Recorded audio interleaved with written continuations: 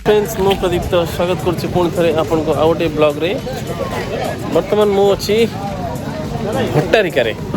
भट्टारिका हूँ गोटे देवी पीठ कटक डिस्ट्रिक्ट रो बड़म्बा नरसिंहपुर रे ए जगह अवस्थित महानदी पूरा कोण रे एटा अवस्थित। देखु ये जगह टी सुंदर भट्टारिका टेम्पल। चलते बोले देखिए भट्टारिका। तेरे फ्रेंड्स आसंतु जानिबा माँ भट्टारिका शक्तिपीठर ऐतिह्य। ओडिशार भट्टारिका शक्तिपीठ कटक बड़म्बार अवस्थित महानदी उपकूल में अवस्थित यही प्रसिद्ध धार्मिक स्थल बहु पुरातन कालरू एठारे अवस्थित, जहाँ द्वापर जुगरे भी ए जगह थिलार प्रमाण मिली। यह माँ भट्टारिका मंदिर जोठारे माँ शक्तिर रूप में उपासना पाती। यार ऐतिह्य एवं महत्व सनातन धर्म और पौराणिक कहानीर एक विशेष अंग। तेबे पौराणिक कथा अनुसार महाभारत काल रे अर्जुन एठारे मां को उपासना करने को आसीथिले। कर्णଙ୍କ सह युद्ध हवा पूर्व अर्जुन मां को दर्शन करी विजय पई आशीर्वाद लाभ करथिले। एही कारणरू मां भट्टारिका को विजय रूपे मध्य उपासना करा जाए।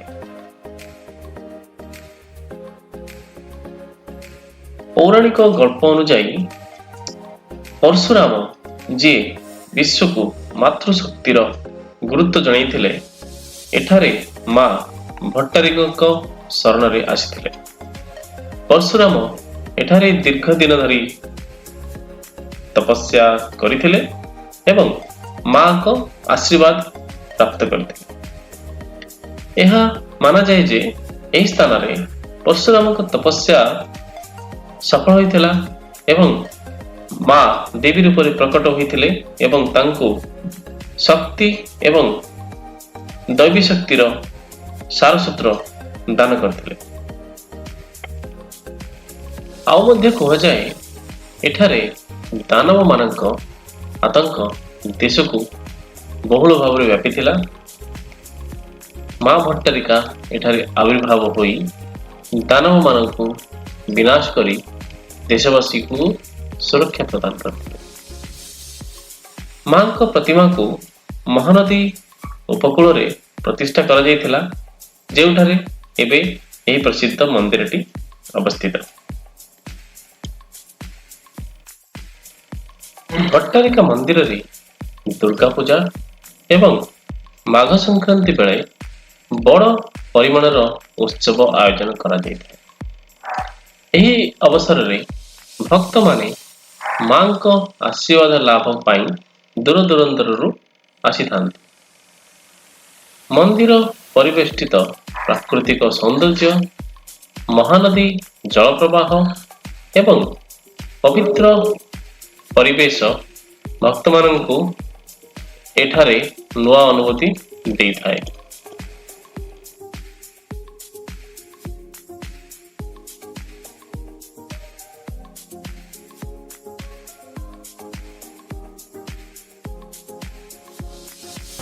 देखंतु महानदी कूल अवस्थित ये लैंडस्केप टी केते सुंदर।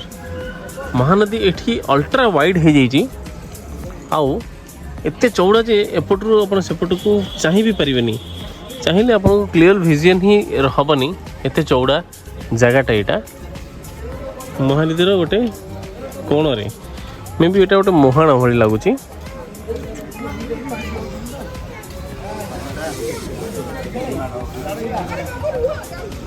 बहुत शांति लगुच जगहटा। इवनिंग रे बसबे बहुत जोर पवन बहुची आउ सुदिंग जगहटा एटा। मंदिर टी बहुत काम एंड क्वाइट प्लेस अच्छी।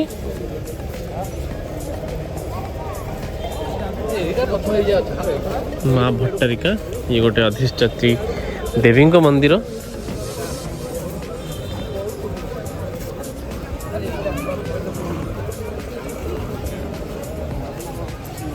बहुत ही नीट एंड क्लीन प्रीमाइसेस है सुंदर गोटे वातावरण क्रिएट करुँची आठी देखो बोट साहाଯ୍य लोक भी नदी पार होती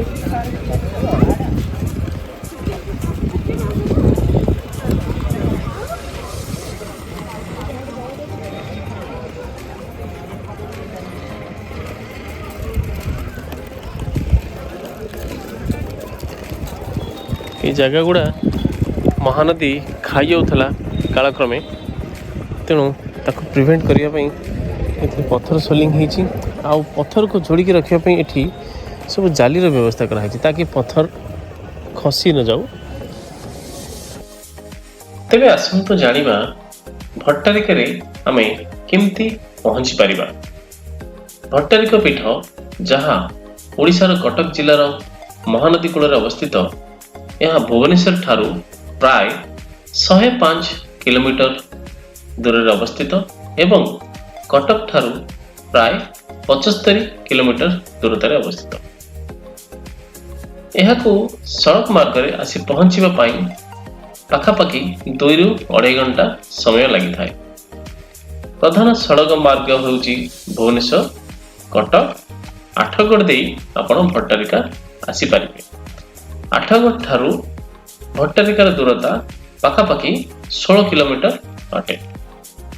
जदि आपण पूरा दिन समय हाथ में नहीं भट्टारिका आसुचंती तेबे भट्टारिका बुलिबा सहित आपण एठाकार निकटवर्ती प्रधान दर्शनीय स्थान सब बुलिकी देखि परिबे, जेमति कि माँ चर्चिका शक्तिपीठ बांकी, चंपानाथ, देवझर वाटरफॉल, डाबरखोल वाटरफॉल एवं भुवनेश्वर फेरिबा बाटरे आपण कंटिलो नीलमाधव मध्य देखिकी जाई परिबे।